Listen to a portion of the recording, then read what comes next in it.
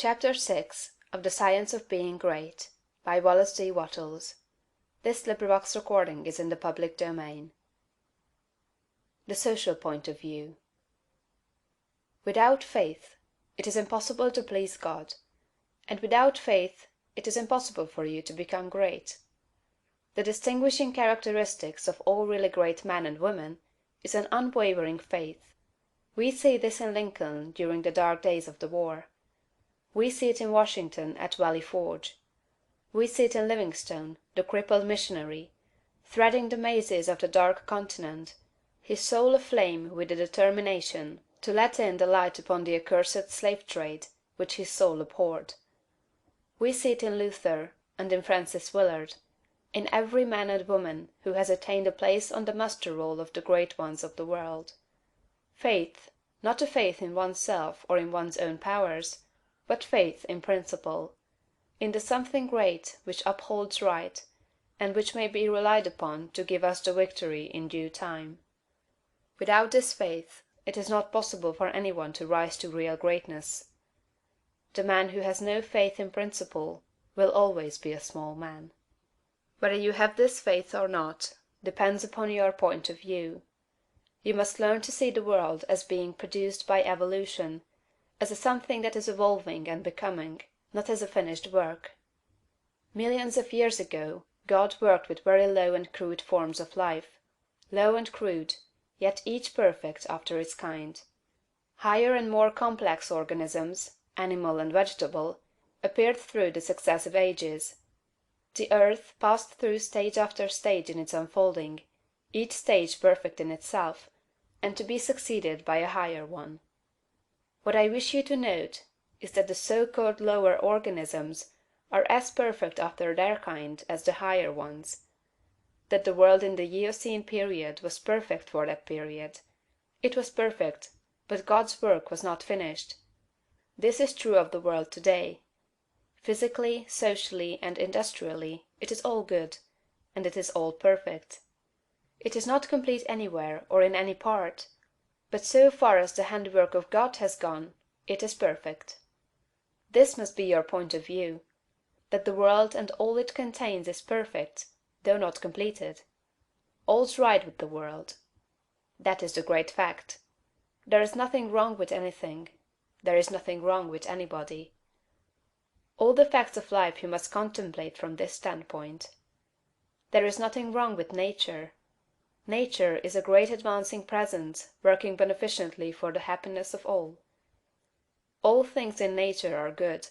She has no evil. She is not completed, for creation is still unfinished, but she is going on to give to man even more bountifully than she has given to him in the past. Nature is a partial expression of God, and God is love. She is perfect, but not complete. So it is of human society and government. What though there are trusts and combinations of capital and strikes and lockouts and so on? All these things are part of the forward movement. They are incidental to the evolutionary process of completing society. When it is complete, there will be harmony. But it cannot be completed without them.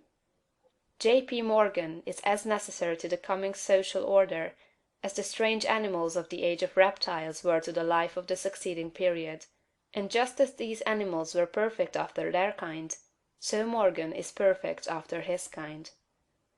Behold, it is all very good. See government and industry as being perfect now, and as advancing rapidly toward being complete. Then you will understand that there is nothing to fear, no cause for anxiety, nothing to worry about. Never complain of any of these things. They are perfect. This is the very best possible word for the stage of development man has reached. This will sound like rank folly to many, perhaps to most people. What, they will say, are not child labor and the exploitation of men and women in filthy and unsanitary factories evil things? Aren't saloons evil? Do you mean to say that we shall accept all these and call them good? Child labor and similar things are no more evil than the way of living and the habits and practices of the cave dweller were evil. His ways were those of the savage stage of man's growth, and for that stage they were perfect. Our industrial practices are those of the savage stage of industrial development, and they are also perfect. Nothing better is possible until we cease to be mental savages in industry and business, and become men and women. This can only come about by the rise of the whole race to a higher viewpoint. And this can only come about by the rise of such individuals here and there as are ready for the higher viewpoint. The cure for all this inharmoniousness lies not with the masters or employers, but with the workers themselves. Whenever they reach a higher viewpoint, whenever they shall desire to do so, they can establish complete brotherhood and harmony in industry. They have the numbers and the power. They are getting now what they desire. Whenever they desire more in the way of a higher, purer, more harmonious life, they will receive more. True, they want more now, but they only want more of the things that make for animal enjoyment, and so industry remains in the savage, brutal, animal stage.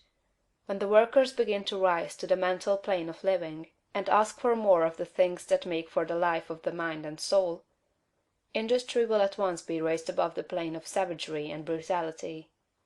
But it is perfect now upon its plane. Behold! In fact, it is all very good. So it is true of saloons and dens of vice. If the majority of the people desire these things, it is right and necessary that they should have them.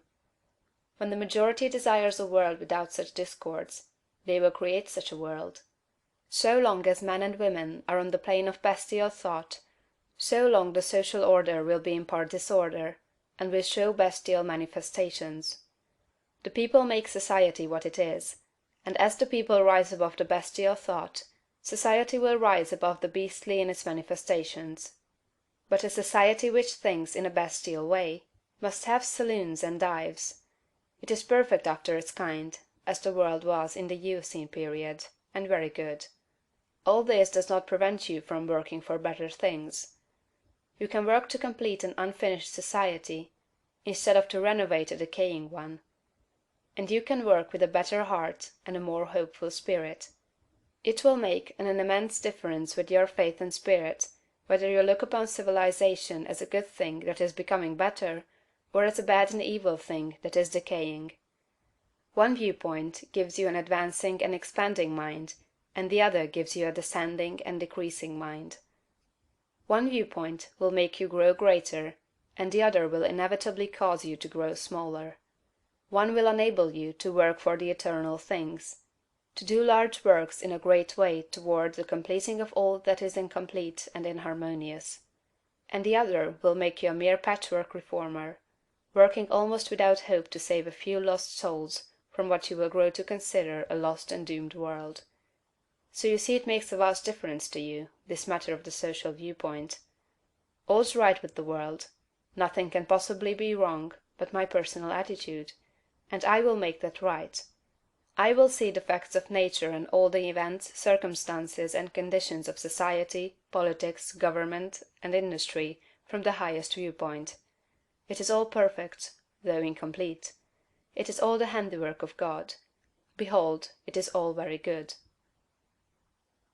End of chapter 6.